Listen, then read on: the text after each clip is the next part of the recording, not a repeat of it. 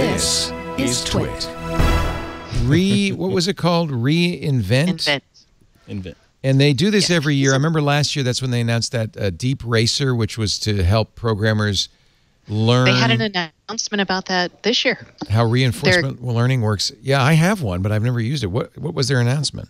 They're going to add LiDAR on top. So should you choose to update your Deep Racer, you can get LiDAR coming soon. Wow.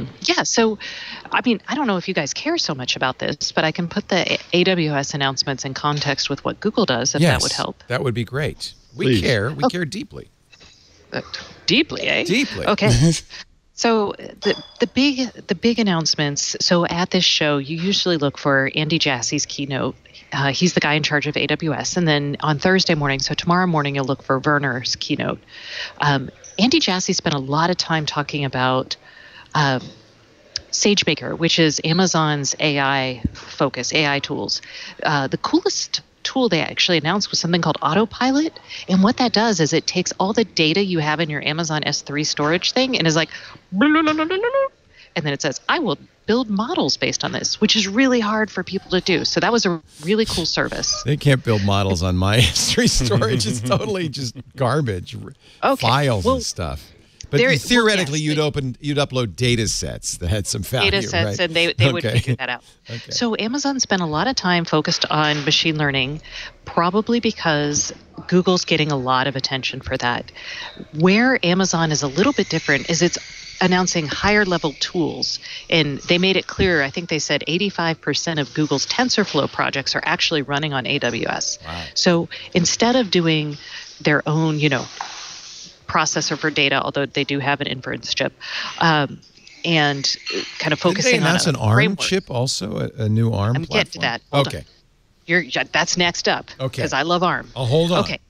So their whole strategy here with data is to go higher level. So a platform as a service kind of level from Google and make it less abstract, more abstract, I guess, for people. Why wouldn't you use Google's TPUs if you're going to do TensorFlow? I'm surprised to hear that most people are using Amazon. Right. Well, that's where the data is. Yeah, okay. So they applied TensorFlow to the data from Amazon. Yeah. So Amazon boosted SageMaker, which is their machine learning tools. That's big announcement number one.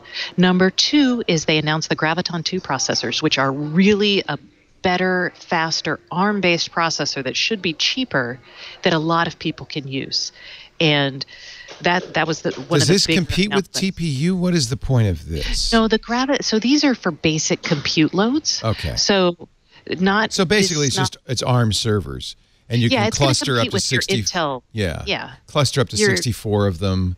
They're low power. Will that mean they're less expensive for us or just for Amazon?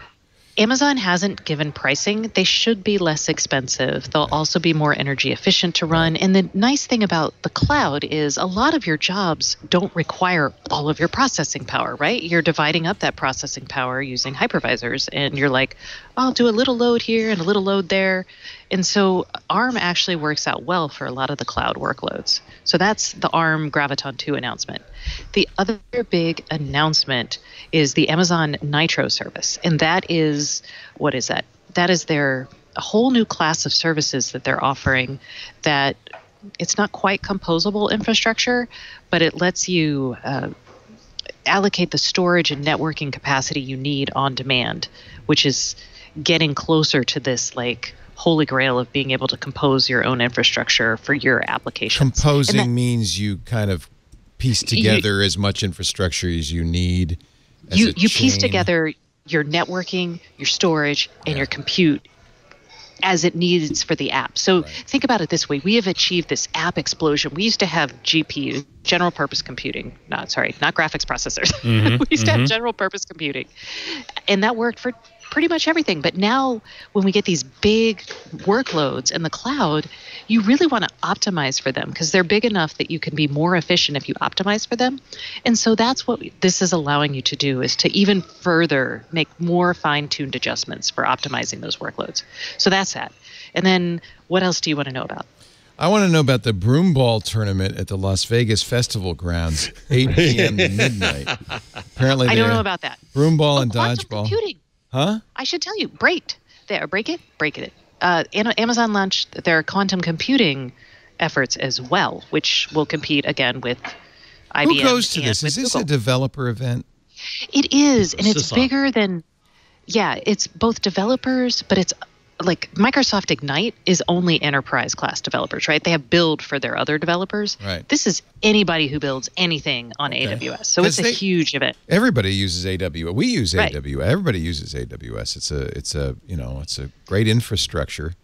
Do you also use Google or Microsoft or the competitors? I mean, do people mix and match these things these days? It's very common to see multi-homed clouds, but unfortunately there's complexity involved, and sometimes people just say, let's... You usually run one type of job or one type of workload or app kind of thing in a cloud.